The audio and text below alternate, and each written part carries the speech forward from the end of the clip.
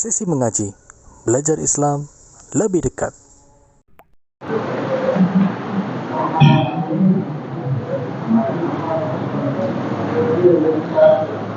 Assalamualaikum warahmatullahi wabarakatuh.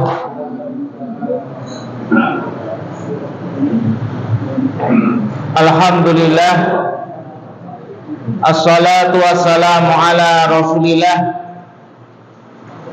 wa ala alihi wa ashabihi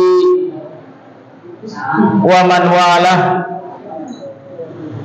wa man tabi'ahum bi ihsanin ila yaumil qiyamah.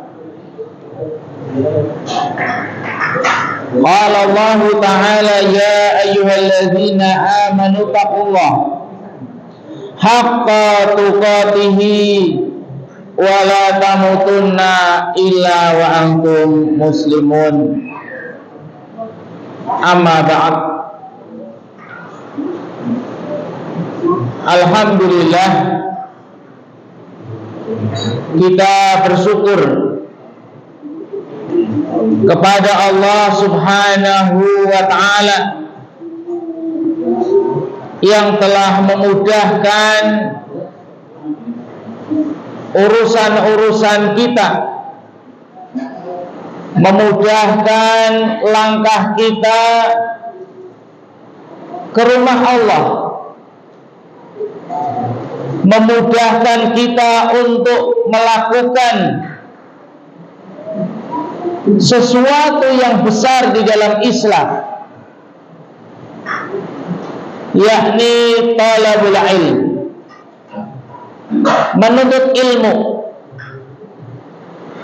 Karena menuntut ilmu merupakan bagian ibadah kekhususan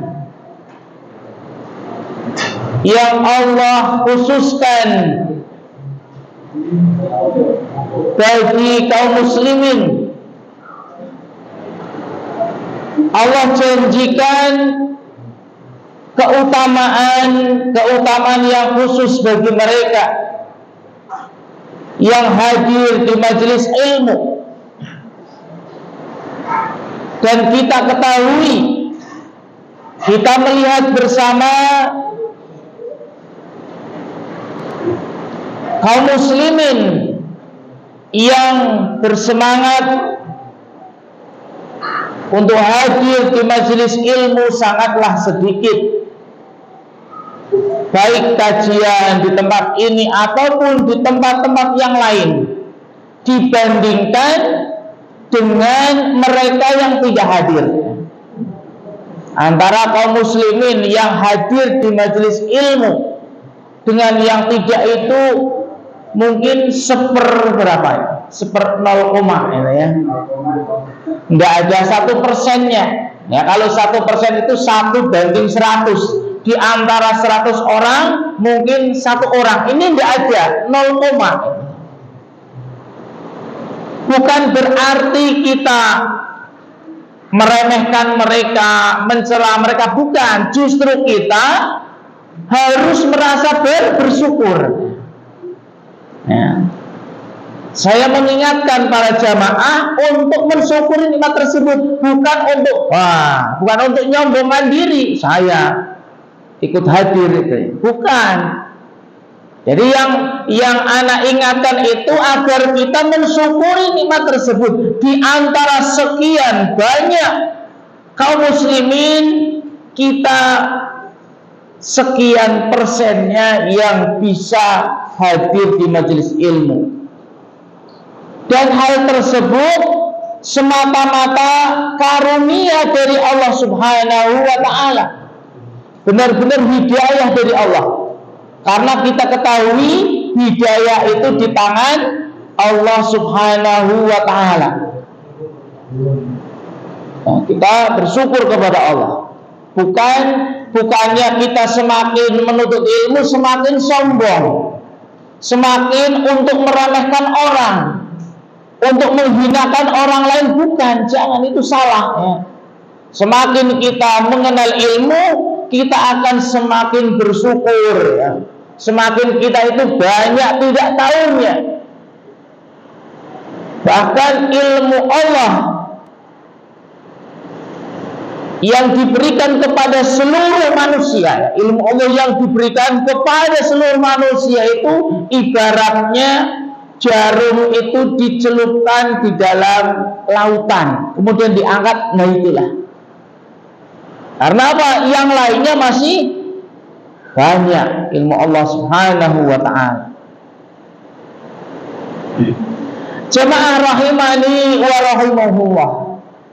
Terlebih lagi pembahasan kita mengenai perkara ilmu agama. Perkara ilmu agama secara umum saja itu sudah menjadi ilmu yang paling tinggi di antara ilmu-ilmu yang lainnya. Karena ilmu agama adalah ilmu Allah, ilmu langit. Sementara matematika, bahasa Indonesia, IPA adalah ilmu dunia. Bukan berarti kita meremehkan ilmu dunia, akan tetapi kita harus tahu bahwasanya ilmu Allah ilmu yang paling tinggi, yang setiap kaum muslimin wajib untuk mengetahuinya. Tidak peduli dia seorang petani, tidak peduli dia seorang pegawai, tidak peduli dia seorang pedagang, ataupun bahkan tukang becak atau tukang kuli dan yang lainnya, wajib dia mengetahui ilmu syar'i. Itu secara umum ya. Dan di antara keumuman ilmu syar'i yang wajib diketahui, yang wajib dituntut oleh setiap kaum muslimin, ada ilmu akidah. Yang itu ilmu yang paling penting di antara ilmu-ilmu syar'i yang harus dituntut pertama kali. Dan para ulama sepakat, para nabi dan rasul juga sepakat, ilmu yang pertama kali yang mereka ajarkan kepada umatnya oleh para nabi dan rasul adalah tentang tauhid, mentauhidkan Allah Subhanahu wa ta'ala. Mulai Nabi Nuh alaihissalam, rasul pertama ya, mereka mengajak kepada kaumnya agar menyembah hanya kepada Allah Subhanahu wa ta'ala. Dan kita mempelajari tentang akidah, tentang tauhid. Tidak ada ilmu yang lebih besar, lebih penting, lebih berhak untuk dituntut, untuk diketahui daripada ilmu tauhid, ilmu akidah. Pada pertemuan-pertemuan sebelumnya telah kita menjelaskan perkara-perkara yang membatalkan tauhid. Ya, ada syirik besar, ada kufur besar, ada kenifakan, kemunafikan. Itu 3 pokok besar yang menjadi pembatal tauhid, perusak iman atau pembatal keislaman seseorang. Dan pertemuan kali ini dan selanjutnya insya Allah kita masuk pembahasan tingkatan berikutnya, yakni perkara-perkara yang akan merusak atau mengurangi kesempurnaan tauhid seseorang. Ketika seseorang sudah mempelajari tentang iman, tentang tauhid, dia menjaga keimanannya dari pembatal-pembatal iman, dari kesyirikan, ya, syirik besar, kufur besar, dan kenifakan, ya, dia belum bisa dinamakan memiliki tauhid yang sempurna. Sebelum dia meninggalkan juga perkara-perkara yang dapat mengurangi kesempurnaan tauhid tersebut. Jadi kalau dia bisa menjaga imannya tersebut, ya, dari syirik besar, kufur besar, nifak besar, itu masya Allah bisa dikatakan dia sempurna tauhidnya. Akan tetapi di sana ada hal-hal yang bisa mengurangi kesempurnaan tauhid, sehingga seseorang tidak bisa mencapai tauhid yang sempurna, iman yang sempurna, sampai dia meninggalkan perkara-perkara yang akan kita sebutkan. Yang beliau hafizahullah ta'ala, ya, penulis kitab ini Mukhtasar Syarah Tashil Aqidah Al-Islamiyah, Dr. Abdullah bin Abdul Aziz Al-Jibril hafizahullah ta'ala, memberikan nama bab Munkisatut Tauhid, perkara-perkara yang bisa mengurangi kesempurnaan tauhid. Dan kita ketahui, orang yang memiliki tauhid yang sempurna memiliki keutamaan yang sangat besar, yakni apa? Dia akan masuk ke dalam surga tanpa hisab, tanpa azab. Tanpa hisab, walaupun dia memiliki kesalahan, walaupun memiliki dosa, tapi dengan kesempurnaan tauhidnya, Allah Subhanahu wa ta'ala akan mengampuni dosa-dosanya. Allah Subhanahu wa ta'ala akan mengampuni dosa-dosanya, sehingga udah tidak usah dihitung. Dia adalah penghuni surga. Tidak usah tidak dihitung, ya tidak masuk ke dalam neraka. Karena tidak usah dihitung, tidak usah ini lagi, sudah masuk langsung. Ini keutamaan yang besar, sehingga apa? Bagi kita kaum muslimin hendaknya memiliki semangat untuk mengetahui hal tersebut. Sebagaimana kita bersemangat untuk bekerja, ya, melakukan aktivitas dunia, hal-hal yang lainnya, hendaknya ketika ada hal yang seperti ini ditangguhkan dulu, nanti dulu. Walaupun ini penting, ini acara penting dan yang lain, ini lebih penting. Agar apa? Menjadi seorang muslim yang imannya sempurna, yang tauhidnya sempurna, ya. Karena banyak sekali dalam ayat ataupun Al-Quran, Allah Subhanahu wa ta'ala mensyaratkan seseorang untuk mendapatkan keutamaan yang besar tersebut, biasanya menyebutkan la tusyriku bihi syai'an.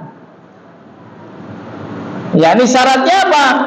Mereka atau engkau tidak berbuat kesyirikan sedikit pun.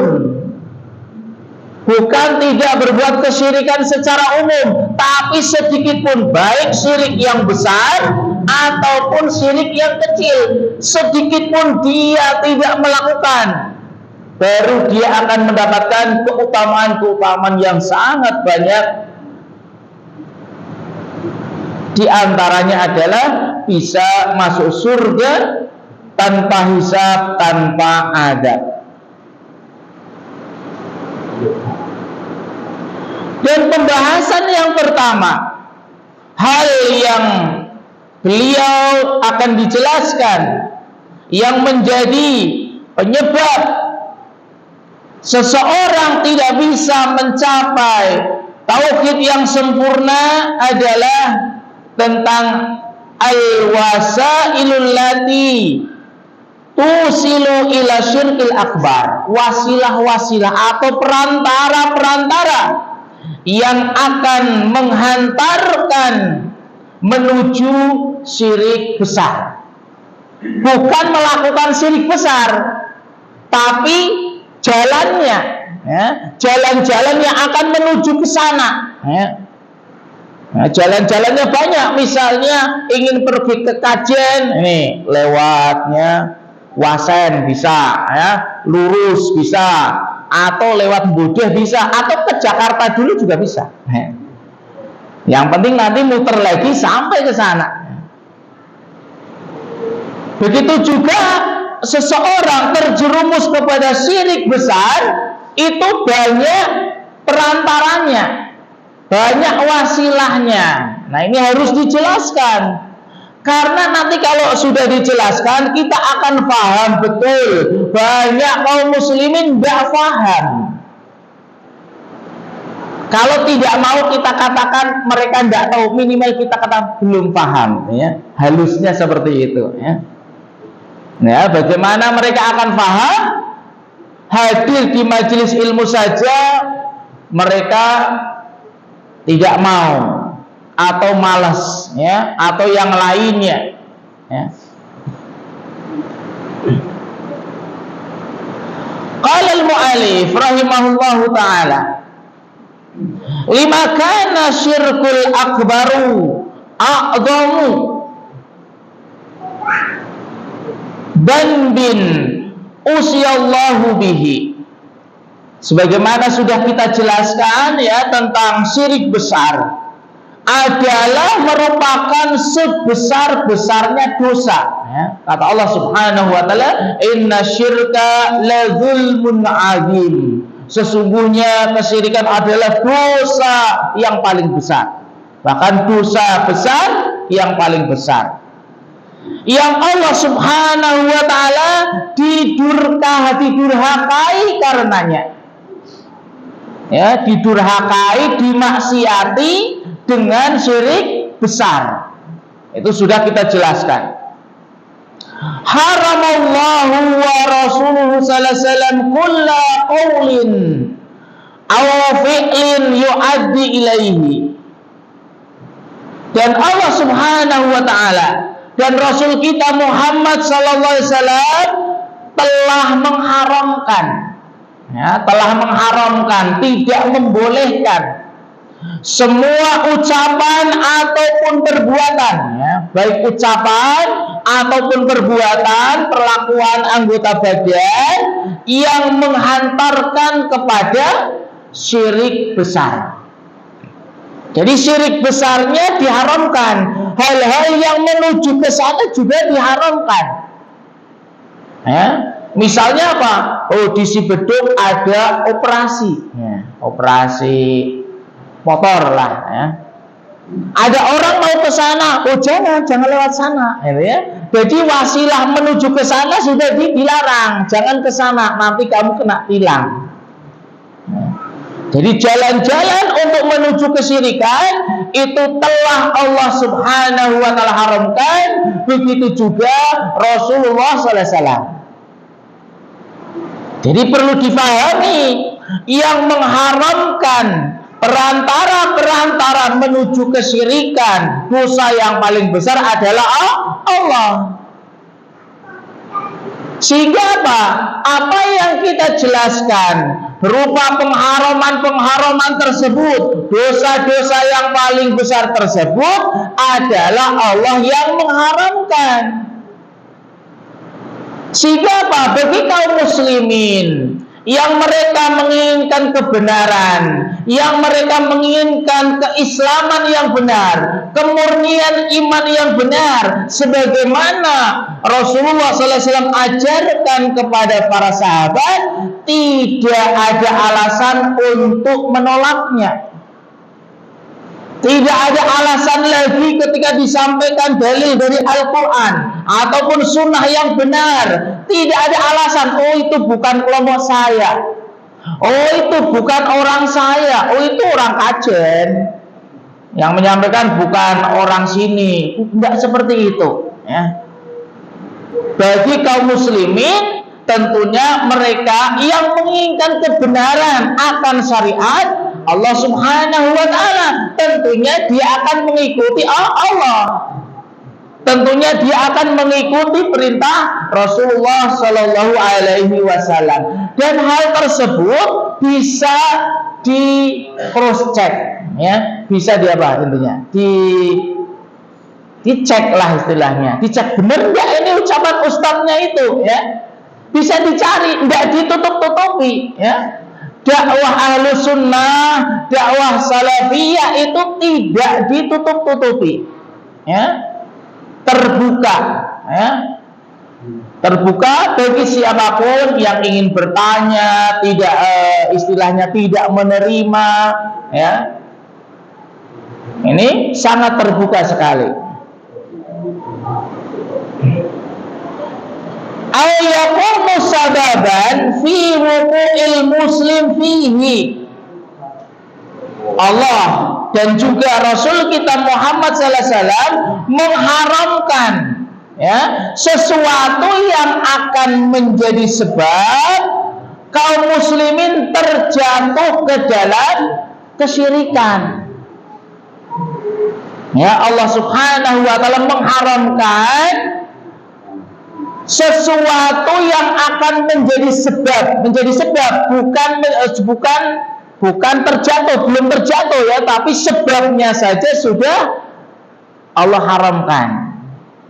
Ya, hal-hal yang akan menyebabkan dia itu terjungkil istilahnya ya, akan terjadi kecelakaan. Wah, remnya ini harus dikencengin, harus ini ya. Sebelum itu sudah diwanti-wanti ya, supaya tidak terjatuh kepada perkara yang besar, yakni apa? Syirik besar. Sehingga harusnya kaum muslim itu berterima kasih kepada para ulama ya, kepada para orang-orang yang menyampaikan dakwahnya para nabi, para rasul ya, dari para sahabat, tabi'in, tabi'ut tabi'in, para ulama Islam yang mengikuti mereka. Karena telah sampai kepada mereka berita yang sebenarnya, syariat yang diajarkan oleh para nabi dan rasul dan juga nabi kita Muhammad sallallahu alaihi wasallam. Sebagaimana ketika kalian diperingatkan, jangan lewat situ, jalannya licin. Oh iya, terima kasih. Kan seperti itu ya. Itu padahal nanti akibatnya terjatuh. Bisa diobati ataupun kadang bisa saja dia tidak terjatuh. Ya, oh jangan lewat sana, belum diaspal. Oh jangan lewat sana, jalannya ditutup. Ya, oh iya terima kasih. Kita akan berterima kasih kepada orang tersebut. Oh, jalan lewat sana, itu ada pembegal. Yang lebih dari hal tersebut, jangan lakukan itu. Nanti kamu terjerumus kepada kesyirikan. Yang ancamannya kamu tidak bisa masuk surga.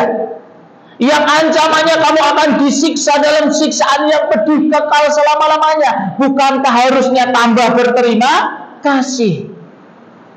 Harusnya bertambah, Masya Allah ini saya sudah dinasihati, saya sudah diingatkan. Coba kalau saya tidak diingatkan, saya masuk ke alam barzah, waduh, tidak bisa kembali lagi. Tidak bisa kembali lagi ke dunia. Tidak bisa ya, mereka akan mengatakan Rabbil ji'uni, ya Allah kembalikan saya agar saya bisa beramal saleh, agar saya bisa menuntut ilmu, agar saya bisa mentauhidkanmu dan yang lainnya, tapi sudah tidak bisa. Rasulullah sallallahu alaihi wasallam dan Rasulullah sallallahu alaihi wasallam kana harisan ala hidayati ummatihi, dan Nabi kita Muhammad sallallahu alaihi wasallam orang yang paling bersemangat untuk menunjuki umatnya, untuk menjelaskan kepada umatnya agar kaum muslimin itu faham, oh ini itu tidak boleh. Oh ini adalah kesyirikan. Nih, menyembah kepada patung itu tidak boleh. Oh ya paham, menyembah patung tidak boleh. Tapi jalan-jalan yang kamu kalau lakukan terus bisa menyembah patung, ini juga tidak boleh. Nah, jadi menyembah patungnya tidak boleh.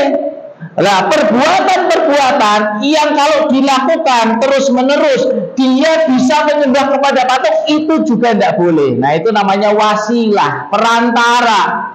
Yang kalau seandainya dilakukan terus-menerus, dia akan terseret sedikit demi sedikit sehingga menyembah kepada patung, ya, sehingga menyembah kepada selain Allah, berdoa kepada selain Allah, menyembah kepada selain Allah dan yang lainnya. Dia bisa terjerumus kepada syirik yang besar. Ini Rasulullah SAW orang yang paling semangat untuk menunjuki Sehingga hendaknya bagi kita yang sudah mengetahui apapun nanti resikonya, rintangannya, sebagaimana Rasulullah SAW juga menghadapi rintangan ketika dakwah ke Taif, bagaimana dilempari batu berdarah, tapi apa, sabar, malah mendoakan, ya. Bisa enggak kita itu, ya, ketika kita dicaci maki, apa, ya Allah, dia orang yang belum paham, belum tahu, berilah mereka hidayah, maafkanlah dia, minimal nanti anak cucunya semoga bisa saja ikut ngaji, paham tentang tauhid. Wa salamatiha min kulli ma yakunu sababan fi halakiha. Dan Rasulullah sallallahu alaihi wasallam itu semangat, ya, untuk menyelamatkan umatnya biar selamat itu. Kalau misalnya kalian itu sudah paham, oh ini kesyirikan, oh ini tidak boleh, ini tidak sesuai dengan contoh Nabi, kemudian kalian melihat orang terdekat kalian, orang tua lah, orang tua paling besar kan orang tua, pasti perasaan kita, aduh, saya malas jadinya dakwah kepada orang lain, orang tua saya belum. Akhirnya apa? Jadi istilahnya lebih semangat lagi untuk mendakwai orang tua. Mungkin sikap saya belum benar ini, harus dengan lembut dan yang lainnya, mendoakan dan yang lainnya. Agar apa? Dapat hidayah. Saudaranya, kakak-kakaknya, adik-adiknya, ya. Bukankah kita ingin mereka juga selamat, ya? Mereka juga selamat.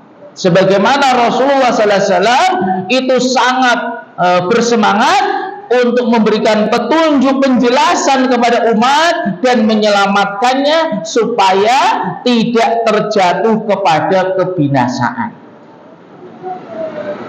Dalam surat At-Taubah ayat 128, At-Taubah ayat 128, Allah Subhanahu wa taala berfirman, laqad ja'akum rasulun min anfusikum.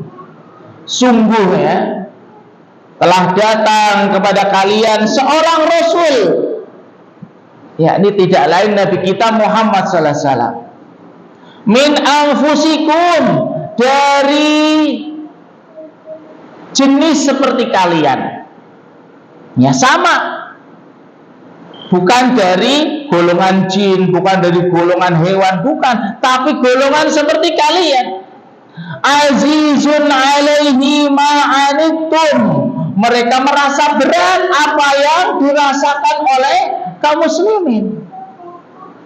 Sebagaimana kita, ya, merasa berat, merasa sedih, ya, ketika saudaranya belum dapat hidayah, ketika saudaranya belum sholat misalnya, ya, masih banyak maksiatnya.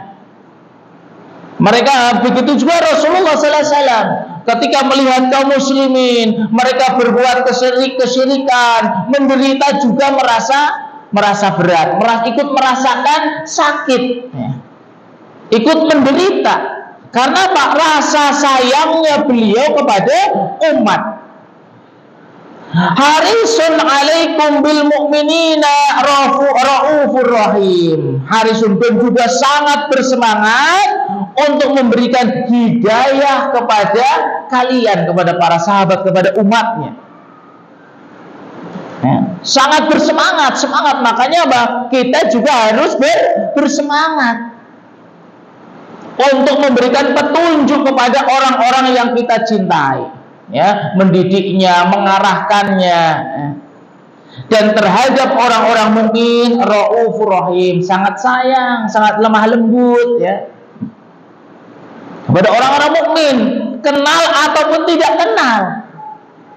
Makanya sangat disayangkan kalau ada seorang mukmin atau dia merasa dia mukmin, kepada temannya yang beriman dia tidak sayang, dia kasar, dia mencela.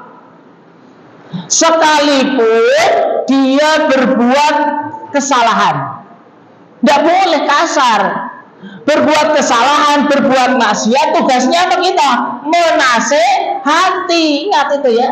Kan kita lihatlah waktu sekarang banyak sekali celaan itu nah, mencela orang lain seakan-akan saya itu bersih ya. Seakan-akan saya tidak punya kesalahan. Muncul banyak ahlu tafsir. Muncul banyak ahlu tafsir. Tidak tahu mengajinya di mana, tiba-tiba qala Ibnu Katsir, qala ini dalam kitab ini. Masya Allah pintar sekali dia. Anak aja tidak tahu, tidak paham. Serahkan pada ahlinya. Jangan mencela, ya. Menasihati. Menasihati sama mencela beda. Kalau mencela yang terjadi nanti gontok-gontokan. Kalau menasihati tidak diterima sudah gitu. Itu enaknya kita kalau sudah paham dakwah, menasihati itu dinasihati dengan baik, tidak diterima, sudah selesai tugas kita. Jangan mau dia pokoknya harus menerima, pokoknya dia harus kalah, tidak boleh. Tidak boleh ya.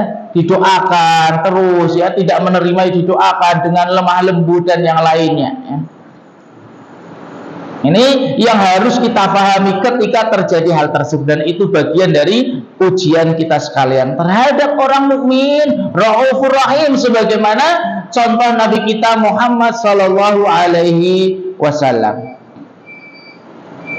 Wa qala Abu Dzar, ya, qala Abu Dzar Al-Ghifari radhiyallahu anhu, tarakana Rasulullah sallallahu alaihi wasallam, Rasulullah sallallahu alaihi wasallam meninggalkan kami. Nah, maka perhatikan, Rasulullah sallallahu alaihi wasallam meninggalkan kami.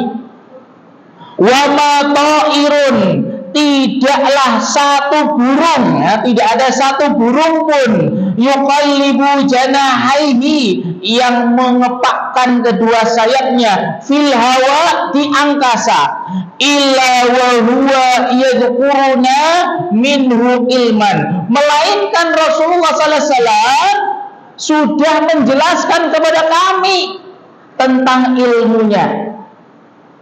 Bahwasanya apa? Burung mengepakkan kedua sayapnya, mereka juga berzikir kepada Allah Subhanahu wa taala. Jadi Rasulullah sallallahu alaihi wasallam sudah menjelaskan tentang semuanya, ya.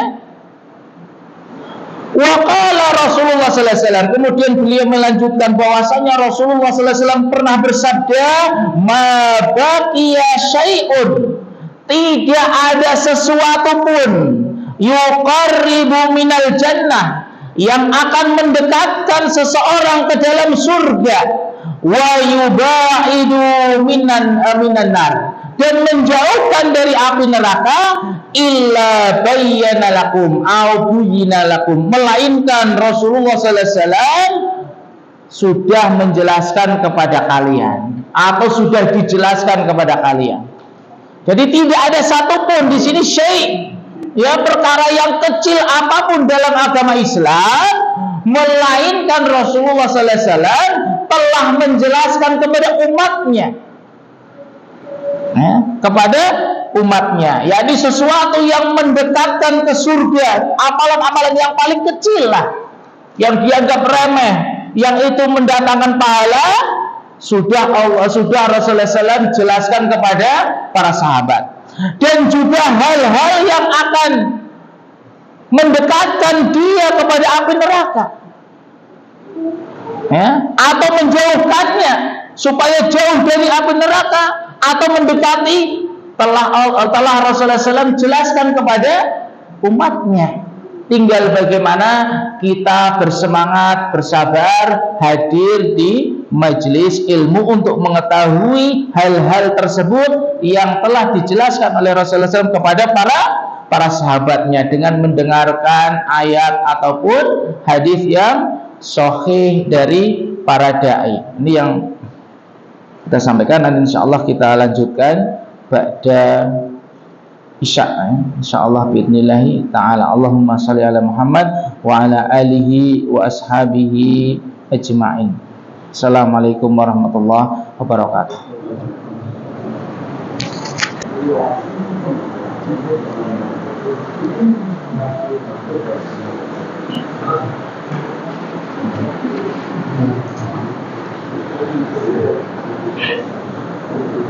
Assalamualaikum warahmatullahi wabarakatuh.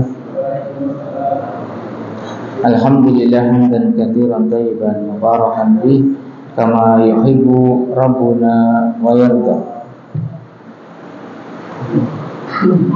Asyhadu an la ilaha illallah wahdahu la syarikalah wa asyhadu anna Muhammadan abduhu wa rasuluhu la nabiyya ba'da amma ba'd.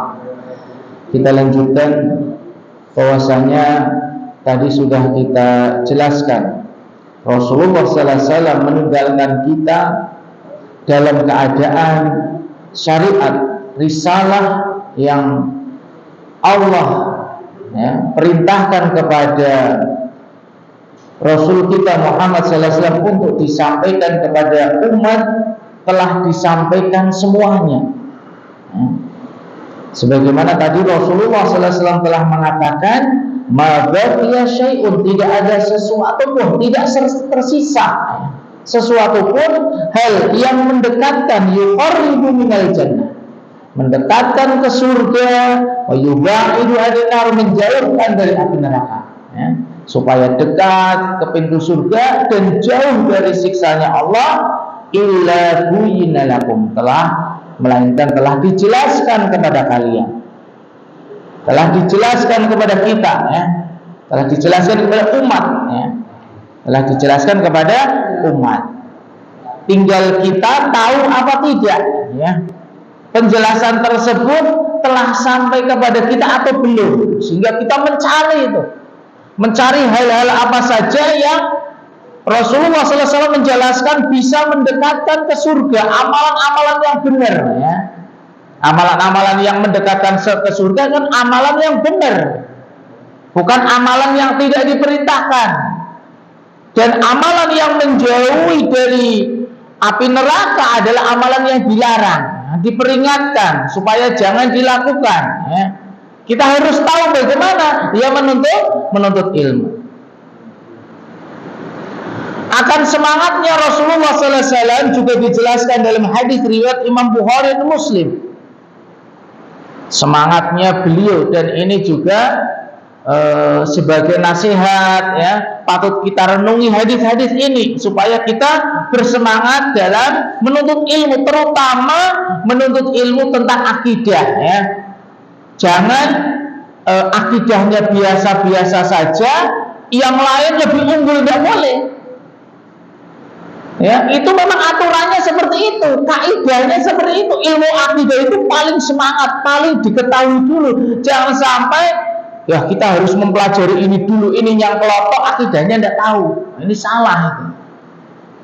Sebagaimana dakwah para nabi dan rasul awalnya mula pertama kali adalah tentang tauhid, jadi kita harus tahu dulu tentang tauhid, baru ilmu yang lainnya, baru kita harus merasa tenang.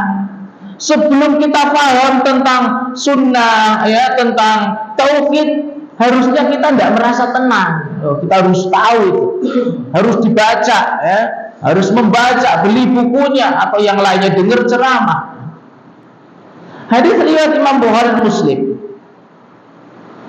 Rasulullah SAW bersabda, innama mithli wa mithlun nasi, sesungguhnya permisalan aku dengan manusia, permisalan aku dan manusia, kamitsli rajulin istauqada nar, seperti seseorang yang menyalakan api, orang yang menyalakan api. Falamma adaat ma haulahu, ketika tersinari sekitarnya, ja'alal firasu, dia menjadikan kupu-kupu, wa hadhihi dawab, dan serangga-serangga di sekitarnya, allati taqa'a finari, yang ia akan terjatuh kepada api. Biasanya kalau lampu mati, ada api itu kan kupu-kupu pada mendekat, jangkrik apa itu pada mendekat, ke api tersebut. Yaqana fiha, yang mereka itu akan terjatuh ke dalam api tersebut. Faja'ala ar-rajulu yuhjizuhunna, kemudian orang tersebut yang menyalakan api itu menghadang ngadani kupu supaya tidak masuk ke dalam api. Nah, supaya tidak masuk ke dalam api, padahal bukan hanya kupu datang, jangkrik datang, orang-orang datang, macam-macam itu banyak sekali. Mungkin dulu yang pernah mainan sentir, namanya sentir, lilin lah kalau sekarang ya, lampu mati pada senang, pada datang ini ya. Laron apalagi ya. Dia menghadani serangga-serangga tersebut supaya tidak terjatuh ke dalam api, akan tapi apa? Karena terlalu banyak wa yaglibnahu, akan tapi apa? Mengalahkan dia. Kenapa terlalu banyak? Sini diadang, sini ada, sini diadang, sini ada. Sehingga walaupun menghadani, bersemangat menghadani, tetap saja terjatuh ke dalam api tersebut. Fayaktahimna fiha, dan mereka menerobos ke dalam api tersebut. Padahal sudah diadang ini api gitu ya. Misalnya kita bisa berbicara itu, kupu ini api, jangan masuk. Tetap saja hus ke situ, hus ke situ. Padahal api itu panas. Dan kita berusaha ngadani, tetap saja merobos ya. Dari sela-sela, itu sudah ditutupin ya. Dari sela-sela masuk. Kalau misalnya ada laron, ini tutup ini, tetap masuk. Kalau ada cahaya di dalam, mencari lubang pokoknya. Lubang kecil pun pokoknya masuk situ. Padahal sudah ditutup, sudah ini supaya tidak masuk. Fa'ana ahidun bihajzikum aninari, dan aku adalah orang yang menghadang-hadangi kalian dari api neraka. Itu dimisal diibaratkan itu di antara salah satu cara Rasulullah SAW menjelaskan supaya umat itu paham, menjelaskan itu ya. Masya Allah nih, cara ngajar itu kadang seperti itu, ngasih permisalan ya, untuk orang itu lebih paham ya, lebih paham, lebih ingat ya. Begitulah Rasulullah SAW menghadani kalian supaya tidak masuk ke dalam api neraka. Beliau mengatakan, halumma aninar, pergi kalian dari api neraka. Ini tidak boleh, ini kesyirikan, jangan dilakukan. Oleh ini wasilahnya, ini sebab-sebab seorang bisa terjatuh kepada syirik besar. Ini juga tidak boleh, harus dijauhi, pergi-pergi ya, ibaratnya kan seperti itu. Tapi karena terlalu banyak, fataglibuni, kalian mengalahkan aku. Ini diadang, sini datang. Ini diadang, ini datang. Ini tidak boleh, ini melakukan. Fatuqahimuna fiha, dan mereka menerobos ke dalamnya. Ini dalil, ini hadis. Coba kita renungkan baik-baik, seperti ini akan terjadi. Dan kita ketika membaca hadis-hadis, membaca ayat Al-Quran ya, karena itu wahyu dari Allah, pasti benar. Dan kita pun menyaksikan seperti itu. Betapa besarnya para ulama, para duat, mereka menjelaskan dengan terang-terangan kepada umat, tetap saja nerobos, tidak bisa terbendung. Tidak bisa terbendung. Bahkan di sebagian wilayah ya, di antara mereka ada yang di-stop, ada yang dibubarkan dan yang sebagainya. Tidak terbendung.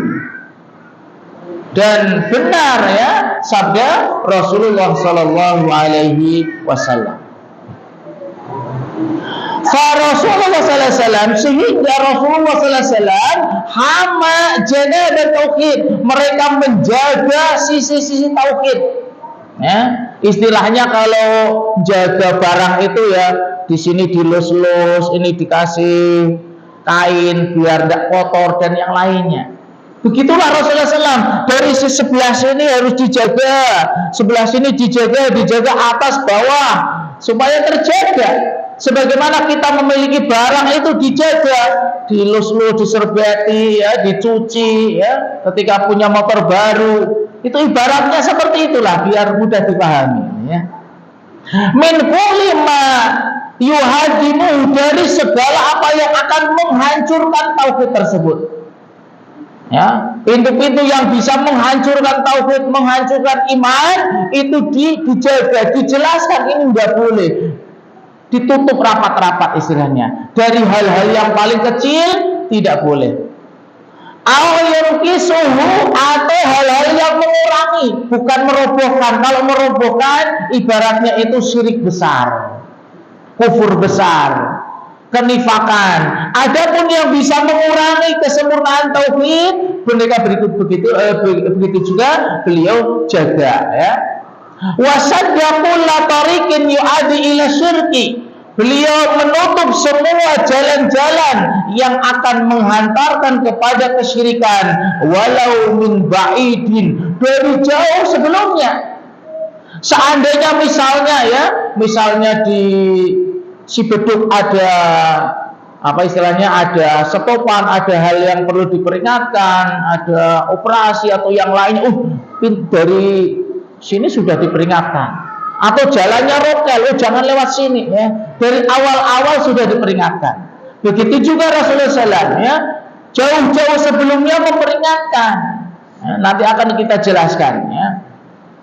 Li'anna man sara ala darbi wasola, karena siapa yang berjalan di atas rute jalan yang benar, dia akan sampai tujuan. Wali anna syaitana yuzayyinu lil insani a'mala su', dan untuk sampai ke jalan yang benar, di sana itu ada penggoda, yakni syaitan. Syaitan selalu menggoda, dia lewat jalan sini saja, walaupun rokel, tapi sebelah saja. Padahal setelah sampai licin, benar. Ini tidak rokel, tapi licin. Nah, begitulah syaitan ingin menghiasi, ya, membujuk-bujuk terus, menghiasi manusia amalan-amalan keburukan.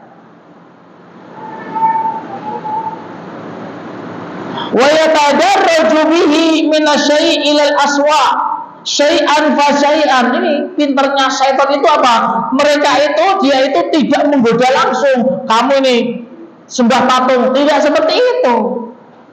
Nanti akan kita jelaskan sedikit demi sedikit. Pertama apa? Suruh gambar orang soleh, suruh memuji para ustadz. Nah, itu diantaranya nanti akan kita jelaskan, berlebihan dengan ustadznya. Nah, ini jangan berlebihan sama anak, ya. Nanti akan kita jelaskan, ya, sedikit demi sedikit, bukan langsung, supaya orang itu tidak merasa, sehingga sedikit-sedikit tidak terasa, akhirnya terjerumus kepada syirik yang besar. Hatta yuharijahu min dairatul Islam bil kulliyah, sampai supaya dia nanti keluar dari lingkaran Islam secara keseluruhan, benar-benar termasuk, ya, masuk ke dalam pembatal keislaman. Jika setan itu mampu, ya, Faman in qadalahu, maka barang siapa yang tunduk kepada syaitan, ittaba'a wa taba'a khutuwatihi, dan dia mengikuti langkah-langkah syaitan, hasara dunya wal akhirah, dia akan rugi dunia dan akhirat. Rugi benar, ya, akhiratnya rugi, dunianya juga rugi kalau dia mengikuti langkah-langkah syaitan yang akan menghantarkan kepada kesyirikan. Dan insya Allah, ya, mu'alif Syekh di sini akan menyebutkan tiga perantara yang bisa menghantarkan kepada kesyirikan, yang kaum muslimin itu kalau melakukan hal tersebut akan terjatuh kepada kesyirikan. Jadi wasilah tersebut sudah dilarang. Yang melarang siapa? Rasulullah SAW. Nah, di sini supaya nanti kita itu enggak katanya, ya, benar-benar Rasulullah SAW yang melarangnya, bukan kelompok tertentu, ya, tapi Rasulullah SAW yang melarangnya hal tersebut, yang akan menghantarkan kaum muslimin tersebut bisa terjatuh kepada kesyirikan. Dan Rasul kita Muhammad SAW telah memperingatkan hal tersebut, ya. Ya, tiga hal tersebut, yakni tentang berlebih-lebihan terhadap orang soleh, ya, berlebih-lebihan terhadap orang soleh. Kemudian yang kedua, tabaruk mamnu, tabaruk, ya, mencari barokah yang dilarang. Berarti ada mencari barokah yang dibolehkan, nanti akan kita jelaskan, ya. Mencari barokah boleh, tapi yang dibolehkan. Nah, yang dilarang ini juga ada. Kemudian wasilah yang ketiga adalah tentang meninggikan kuburan. Insya Allah ya. Nanti kita jelaskan, asal kita menjelaskan dengan baik, dengan Al-Quran dan Sunnah. Ya, Al-Quran dan Sunnah. Ya mau apa? Kita sebagai orang Muslim kan mengikuti Al-Quran dan Sunnah. Tinggal dicek benar enggak ayatnya, benar enggak Ibnu Katsir menafsirkannya, benar enggak dari Rasulullah, dicek. Misalnya anak mengatakan riwayat Imam Bukhari dan Muslim, tinggal tanya Mbak Google ya, riwayat Imam Bukhari dan Muslim tentang ini, benar enggak dicek. Nanti jangan-jangan itu ustadznya ngapusi gitu ya. Nah itu nanti dicek, makanya bawa catatan ya. Mungkin ini yang bisa kita sampaikan. 3 hal tersebut nanti akan kita sampaikan satu-satu insyaallah bismillah di pertemuan yang akan datang. Mungkin ada pertanyaan? Ya.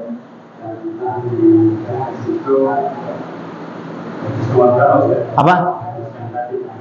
Hadis siapa?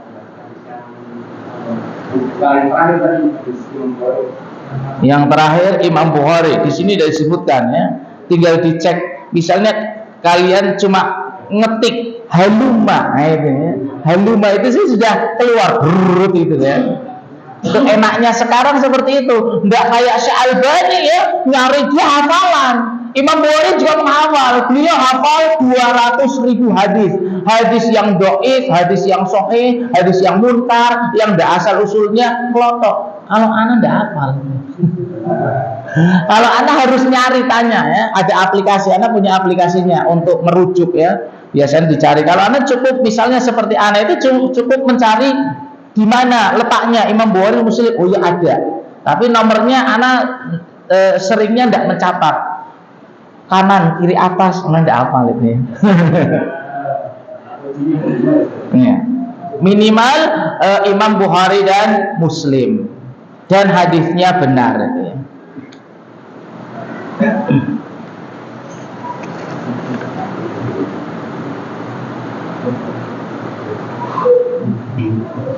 Assalamualaikum. Apakah boleh menggunakan aplikasi Shopee untuk membeli barang, tapi bayarnya nyicil?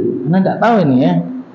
Bisa aplikasi Shopee bayarnya nyicil, tidak tahu ini ya. Bagaimana hukumnya kredit lewat aplikasi dan apa bedanya kredit dengan orang? Tetapi di dalam aplikasi itu tidak ada bunga sepeser pun. Sama Anda tidak tahu ini ya. Tanya Ustadz Irwandi. Sudah ada faknya ya. Tanya Ustadz Irwandi, banyak sekali itu ya. Ya itu salah satu kita menggunakan HP dengan benar. Nah, ya. Gunakanlah HP dengan benar. Ya, ini apa? Kalau ustadznya tidak tahu, cari. Ya. Itu banyak sekali Ustadz Irwandi, ada ustadz kita menjelaskan tentang itu. Yang di masa Nabi tidak ada. Itu tugasnya para ulama. Kita itu hanya ikut saja, ya. Ikut saja, ya. Setahu anak ya ada yang dibolehkan dengan syaratnya seperti ini, ada yang tidak boleh karena seperti ini. Nah, itu pakarnya, ya. Minimal cari selamatnya COD ya. Kalau anak cari selamatnya udah COD aja ya. COD pun tetap pasti ada, namanya jual beli online tetap ada sesuatu yang ya kadang dia terima, kadang seperti, tapi nerimanya kepeksa ya. Karena sudah ada, karena ada catatnya, tapi udahlah tidak apa-apa, kadang seperti itu ya. Sementara jual beli itu harus benar-benar ridho 100%. Kalau ada gundel berarti ya masih ada kaitannya ya. Apalagi jual beli lewat aplikasi ya. Sementara kalau lewat aplikasi itu setahu anak uangnya itu apa ya? Ngendong apa bahasanya ya? Uangnya itu di sana lah, itu di sananya itu yang kita tidak tahu digunakan atau tidak gitu ya. Kalau tidak ada yang menggunakan, insya Allah tidak apa-apa. Tapi yang kita tidak tahu uangnya digunakan atau tidak untuk apa gitu ya. Allahu a'lam, nanti bisa ditanyakan kepada ahlinya, Kalau masih ragu tidak boleh dilakukan. Ini kaidah ya. Semua aktivitas ya, aktivitas secara hukum asalnya boleh. Ya, ingat, hukum asalnya adalah boleh. Aktivitas dalam dunia hukum asalnya boleh. Kalau dalam hal ibadah hukum asalnya dilarang sampai kita mengetahui dalilnya bolehnya. Ya. Sementara dalam hal dunia hukum asalnya boleh sampai kita tahu akan keharamannya. Ya, sampai kita tahu akan keharamannya. Kalau kita ragu jangan, karena orang Muslim tidak boleh melakukan hal dengan keraguan, harus yakin. Oh ini boleh atau tidak? Ya cari selamatnya sama orang aja ya, kredit sama orang dulu. Nanti kalau sudah jelas yakin dibolehkan baru boleh. Tapi setahu ana kalau ini tidak boleh. Oh a'lam. Ada yang lain? Udah malam. Cukup. Semoga apa yang kita sampaikan bisa difahami ya. Kalau tidak paham boleh tanya lagi ya. Seperti tadi, oh riwayat Imam Bukhari Muslim nomor berapa? Nanti kita carikan sama-sama itu ya. Supaya bisa dilihat. Apalagi kalau misalnya kalian punya kitabnya, oh lebih mantap lagi itu ya. Bukhari Muslim. Oh ternyata tidak ada Ustaz, ini gimana ini kok tidak ada. Nah kita cari ini berarti Ustaznya salah gitu ya. Di Imam Bukhari kan tidak ada katanya Imam Bukhari Muslim ya. Mungkin ada kesalahan atau beda cetakan ya, kan ada cetakan Mesir, ada cetakan Saudi, ada yang cetakan Mesir tapi halamannya hilang misalnya, dan yang lainnya ya.